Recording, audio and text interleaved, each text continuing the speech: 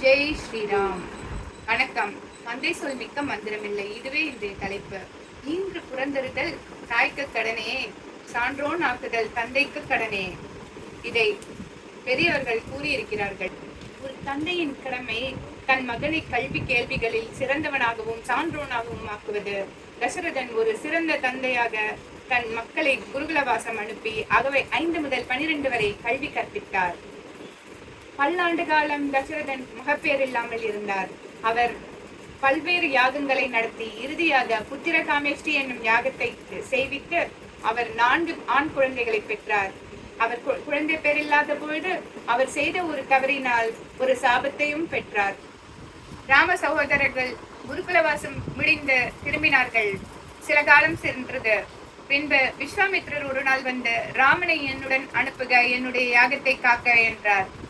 தசரதனும் பலவாறு சிந்தித்து வசிஷ்டரின் முடிவை கேட்டு ராமனை அனுப்புகிறார். அப்பொழுது அவர் விஸ்வாமித்திரரிடம், நல் தந்தை நீ, தனித்தாயும் நீ, இவருக்கு எந்தை தந்தனன், ஏண்ட செய்க என்று கூறி ராமர் லக்ஷ்மணர் இருவரையும் சேர்த்து அனுப்புகிறார். ராமனும் தந்தையின் சொல்லை சிரமேற்கொண்டு செல்கிறார். தாடகை பாவத்தின் மொத்த உருவமாக இருப்பவள், மொத்த உருவத்தின் உருவமாகவும் இருப்பவள். குருவின் சொல்லை தட்டாது ராமன் அவளை வதைக்கிறார்.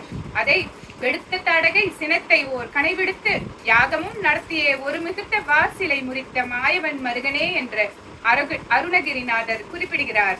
தாடகையை வதைத்து ஒரே கணையில் வதைத்து யாகத்தை காப்பாற்றி பின் ஒரு பெரிய சிவதனுசை முறித்து சீதையை மணந்த மாயவனாகிய ராமனின் மருமகனே என்று முருகனை குறிப்பிடுகிறார். சீதையை மணந்த ராமன் அரண்மனையில் வாழ்ந்து வருகிறார். ஒரு நாள் தசரதன் உரிய பருவம் வந்தவுடன் தவம் மேற்கொள்ளவிருப்பதை சொல்லி ராமனுக்கு முடி சூட்ட கருதுகிறார். ராமனை அழைத்து அவனுக்கு முடி சூட்ட இருப்பதை அறிவிக்கின்றனர். அப்பொழுது ராமன் வேண்டுதல் வேண்டாமை இலான் ஆக அதை எதிர்கொள்கிறார். அவர் அதனால் மிகுந்த மகிழ்ச்சியும் கொள்ளவில்லை, மிகுந்த வெறுப்பும் கொள்ளவில்லை. ஒரே மாதிரி மனநிலையோடு இருக்கிறார். பின்பு கைகேயி மற்றும் கூனியின் சதியால் அவர் 14 ஆண்டுகள் காட்டிற்கு செல்ல வேண்டும் என்றும் முடியை பரதனுக்கு கொடுக்க வேண்டும் என்றும் கூறுகின்றனர். அவர் அதை கூட அன்றலர்ந்த தாமரை மலர் போல எதிர்கொள்கிறார். அதனால் அவர் முகம் பாடவே இல்லை. அதை கம்பர் அப்பொழுது அலர்ந்த செந்தாமரை மலரினை வென்றது அம்மா என்று குறிப்பிடுகிறார். ராமன் தாமரை இலை தண்ணீர் போல வாழ்ந்து காட்டினான். தந்தையினை நேரில் சென்று விடை பெற்றால் அவர் மனம் பொறுக்காது என்று தன் துணை தாதை பாதம் அத்திசை நோக்கி தாழ்ந்த என்று அவர் இருந்த திசையை நோக்கி கும்பிட்டு விட்டு சென்றார். ராவண யுத்தம் முடிவுற்றது. பின் ராமன் சீதையை பார்த்து, உணர்வை ஈடர சேதியா நின்றது உன் ஒழுக்கச் சேதியால் சாதியால் என்று குறிப்பிடுகிறார்.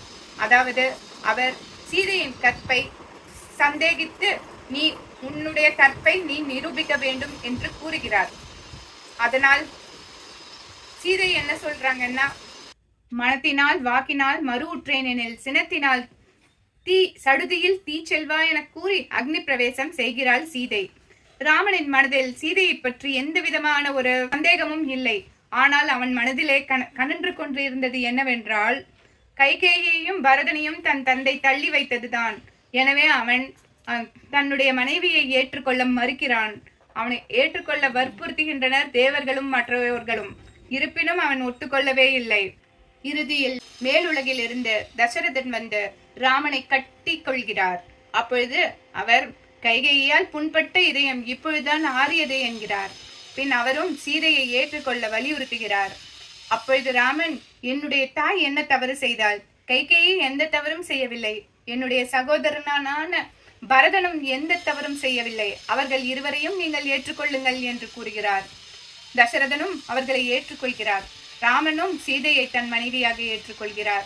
இவ்வாறு தந்தையின் சொல்லை ராமன் ஒவ்வொரு காலகட்டத்திலும் சிறிய வயதிலிருந்து வயது முதிர்ந்த வயதிலும் தட்டாத சிரமேற்கொண்டு தந்தை சொல் மிக்க மந்திரமில்லை என்று வாழ்ந்து காட்டினார். பரசுராம அவதாரம் என்பது ராம அவதாரத்திற்கு முந்திய அவதாரமாகும்.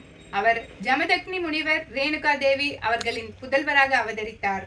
ரேணுகா தேவி ஒரு கந்தர்வனுடைய நிழலை பார்த்து மயங்கியதால் கற்பிழந்தவளாக கருதப்பட்டாள். அதனால் அவர் தலையை தந்தையின் ஆணையால் கொய்தான் பரசுராமன். அதற்கு பிரதிபலனாக கிடைத்த வரத்தை கொண்டு தாயை மீண்டும் உயிர்ப்பித்தான்.